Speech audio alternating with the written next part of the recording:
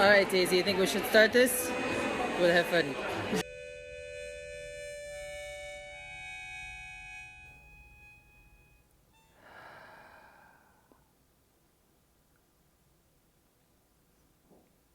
Hey everyone, it's Tara Stiles, and I'm thrilled to chat with you all today about moving toward balance with kindness. My goodness. So, I'm happy to share a little bit of my story. I don't think it's so super special. We're all special and unique. And I share a little bit of my moving toward balance story because I think it's a little bit relatable in this way. So, whether you've experienced burnout, or got close to burnout, or experienced some big life event that's made you stop in your tracks and decide to be here now, a lot of us have that in common. So my little story with that, isn't so dramatic. It's not so huge and life changing, although it did change my life completely. So not going too back to my whole life story and boring you all with that, but my story about myself is I grew up in a really small town with a lot of excitement and energy inside of me. I think a lot of us feel that way as well. And I danced growing up, and I had a lot of experiences hanging out with myself and feeling a big sense of energy that I wanted to get out and connect and share and learn and grow and do things really with my life, really use up myself. So I really spent all of my life in quest of that, in quest of doing things, learning things, using up myself, using myself to the best of my ability, and doing more. So I have no reason really why I decided to move to New York City at a young age and pursue dance and get into yoga and open a studio and write books and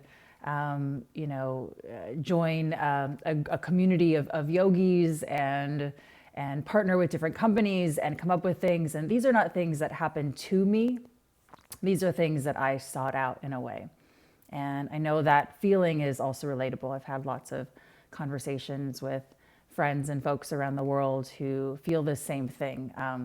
Maybe it's a little right place, right time situation, but it's really this extreme forward motion of I must do these things in order to feel better, really, about myself, in order to scratch that itch in a way, in order to feel okay in the world.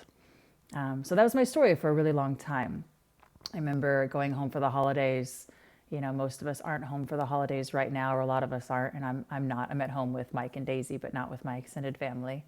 And I remember going home one year, several years ago, and everybody was kind of hanging out in my aunt's living room where we spent a lot of time growing up, in all of my aunts and uncles, grandma's houses. It was just very cozy, where I'm from.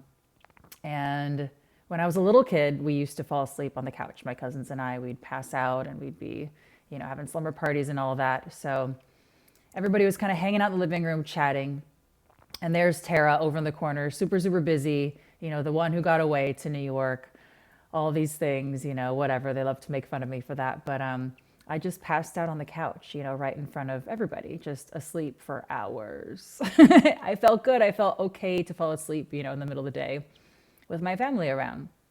And there was no wake up call in that, but there was definitely this sense of, what are you doing and why are you so tired?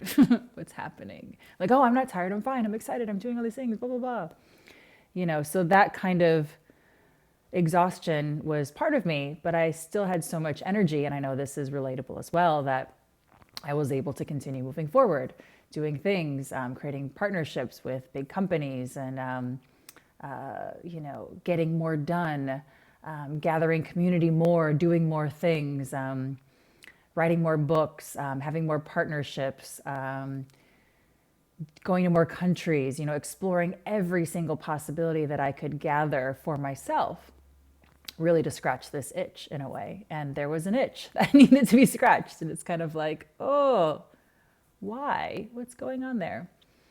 So, without further breakdown, I realized, there is no big story here. There is no, here's my breakdown story and this is how I got out of it. Here's my burnout story.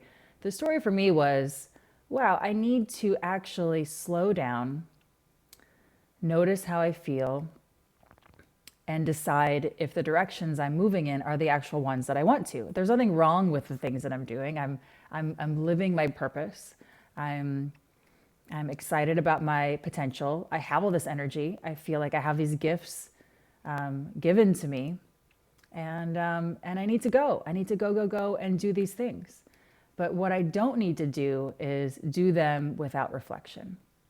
What I don't need to do is do my gifts and ride the rocket ship of myself without bringing a sense of reflection, awareness, and ease and kindness to myself. So I was very unkind to myself for a long time without even really knowing it, without really even too severe of feedback from my body. My body still worked. I was fine. All of these things. But that moment on my aunt's couch really kind of showed me, oh, all right. Everybody's laughing at me in a loving way. There's Tara, so busy, so exhausted. She's going to come home and collapse, right? But we all a lot of us have that feeling. So there's that. So I kept going and I kept being busy, but I started noticing what I was doing in that busyness a little bit more.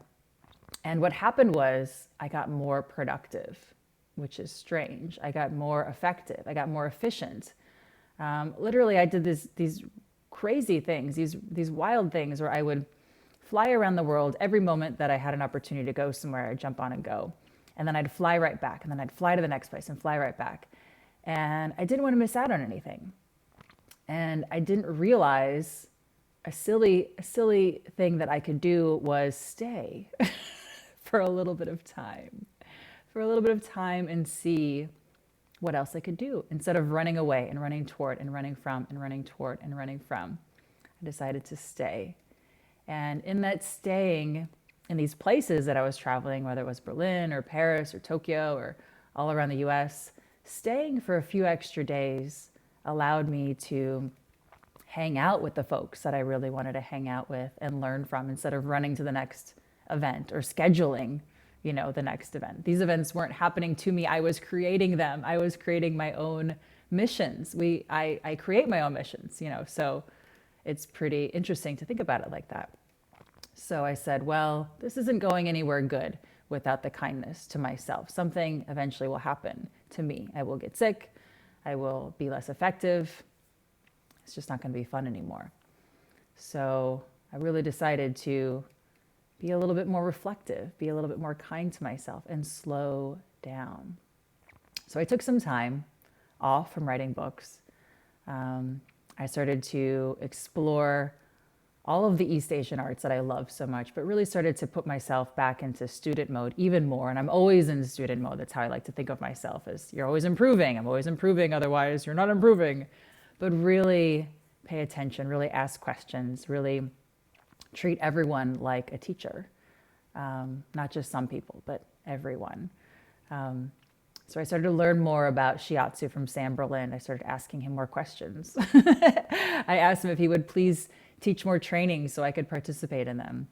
A little one-on-one questions all the time. Started reading all the books that he would recommend and just dove myself into being a student. Was practicing on Mike and Daisy when she came along more. Dove in more to Ayurveda and asked some questions that I was a little bit nervous about to the Ayurvedic experts that I was meeting. I asked Jasmine Hemsley, really knowledgeable Ayurvedic person and friend of mine, if it was all right not to cook Indian food or not to get really good at cooking Indian food and still be able to do Ayurveda properly. And that's a moment when I learned something really, really cool. The principles of Ayurveda, the principles of shiatsu, the principles of Tai Chi, all of these East Asian arts are the process that our great-grandmothers or somebody a few generations back in your family are probably doing quite a bit of them naturally. So living with the rhythm of the day, eating the big meal at noon, eating warm foods to slow us down, to slow down our wackiness, eating cooler, crisp foods to wake us up in a way. So using food as medicine in a beautiful way, not just, in my case, coffee as medicine in an interesting way, or gummy bears as medicine in an interesting way. So really diving into that and realizing that this food is not going to slow me down. It's going to allow me to be more clear, more productive, more centered, more moving toward balance with kindness. So same thing with shiatsu. Sam, I started asking Sam for regular sessions. He became my shiatsu practitioner. I always text him, please, can you fit me in between this and this? Let me know. So I was going every week as a student, as a receiver. And I was probably really annoying. I still am annoying. I ask questions during the session. What does that one do? What does that one do? This feels like this, or this, I feel this color when you lean on the backs of my legs. What's happening? So I was gaining more information about the process there. And with Mike, Mike's here all the time with me. My goodness, you guys know. So I have this Tai Chi resource, a massive one, a massive, massive one. So I started actually listening to what he's talking about. I started watching him move around the house. He's annoying. He's my spouse. He's going to be watching this, or maybe not. But, he's a teacher too. So I can learn from what he's teaching. And of course, I was doing these things before, but I felt moving toward kindness in my new approach that I can really do them. I can really get into them. I can really immerse myself much, much more. Spirituality. I started talking to people who had all kinds of different spiritual encounters and experiences and are leaders in the field. So a good friend of ours, Rabbi Blake, our official Strala rabbi, by the way, how cool is that? Kind of asked him if he would be our rabbi. I don't know if that's a thing. I don't know if other yoga studios or yoga folks have official rabbis, but he said it was okay. So, hanging out with Rabbi Blake a little bit more, asking him questions about spirituality, about his faith, about ethics, about being good to people. And then I started to see the dots start to connect. More opportunities that aligned with the things that I was doing were opening up. So this is wild. I was in Berlin a few times ago, and Rabbi Blake and his wife called me and they said, oh, we're here too. We're leading a group on a nice tour to see all of the historical sites and reflect and pray and all these things. And I said, can I come and hang out and have a tea with you? And he said, yeah, come to the hotel. We'll come to the lobby. We'll talk for a little bit. So, using that moment to treat Rabbi Blake and his wife as teachers of mine, as friends, as mentors, learn from them. Watching these beautiful moments just line up and line up and line up. There's a lot of hype around manifesting and sort of attracting, and a lot of commercialism around all of that. And it can be very distracting and annoying and predatory and all of these things. But we all kind of experience that as well. The more we are connected with ourselves, the more we see those things that we want show up for us as well. Or we gravitate toward those things, or we create those things to happen. However it works, it just works. Sam Berlin said something really cool about shiatsu. He said, we don't romanticize or get strange about electricity. We don't have a funny voice or pretend or get pretentious about electricity. It's energy. We plug it in and it works. So I love that perspective. So without further ado, it took me 3.5 years, not trying to make this thing happen that I'm going to show you in a moment, but 3.5 years to just evaluate myself, to bring myself into my own principal's office and say, what are you doing? What's going on? I need a timeout. Give myself a timeout so I can move toward balance with kindness. So clean mind, clean body is everything that I've learned and am learning in the last many years. And I'm really proud of this book. So I know you're supposed to, there's this feeling of panic around book launch time and all of these things. And I've just decided to opt out of that panic and just share with you all my story that's probably similar to your story as well. And really what I've learned is slowing down is not a weakness. Slowing down will make you more productive, will make you align better with your values, will make you align better with your purpose in a way. Slowing down helps you not make as many mistakes and recover from them faster. So being easy on yourself is not being lazy. Being kind to yourself is not giving up. You know, we're so programmed to force and push and struggle. It's everywhere. The messaging is everywhere for most of us for our whole lives. It's certainly how I treated my life all the time. I said, I've got to push harder, move faster, do things, achieve more. Otherwise, I'm going to have that big itch that I need to scratch. When in reality, it took me a long time. And again, not a big dramatic story. Nothing horrendous happened to me, thank God. But I was able to slow down, had enough signs around me telling me, Tara, slow down. My family laughing at me, my friends laughing at me, some people getting frustrated with me, you know, moving too quickly through many things, you know, is not really a great mindset to be in for yourself. And you're kind of putting that energy into the world.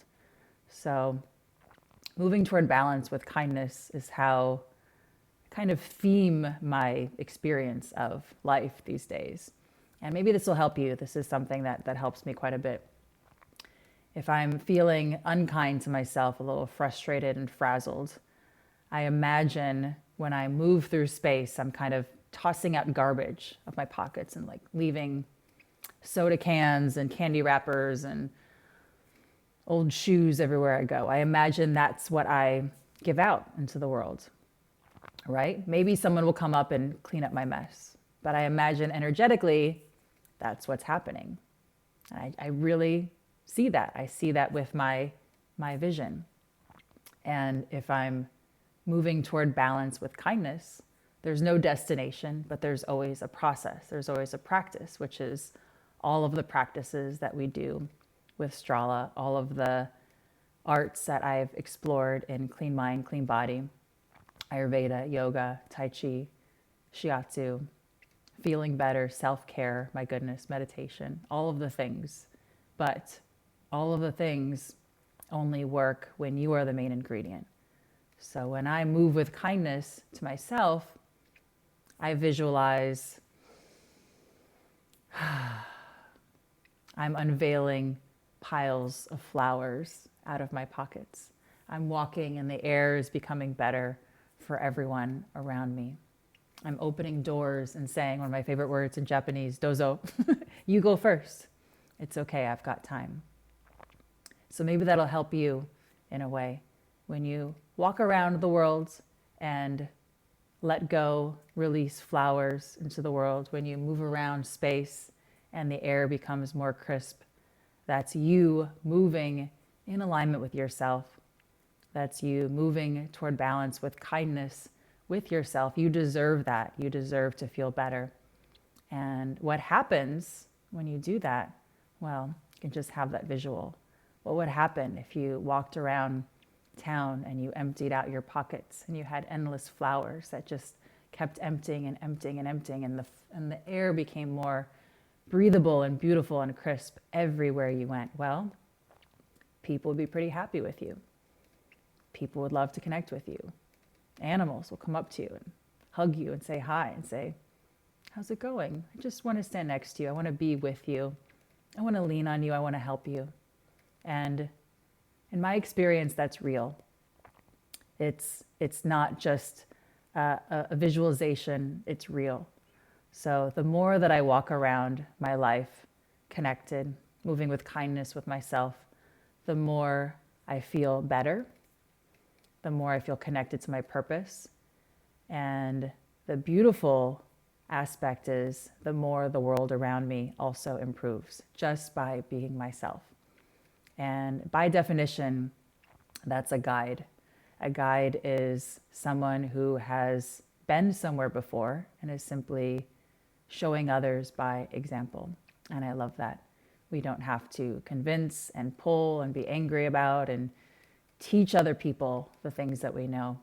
We can do that, but the great teachers, our guides, all of our beautiful mentors and family members and people we look up to and admire and respect, they are moving toward balance with kindness. They are tossing out flowers everywhere they go. Endless, endless flowers. The pockets never dry up with flowers in this way.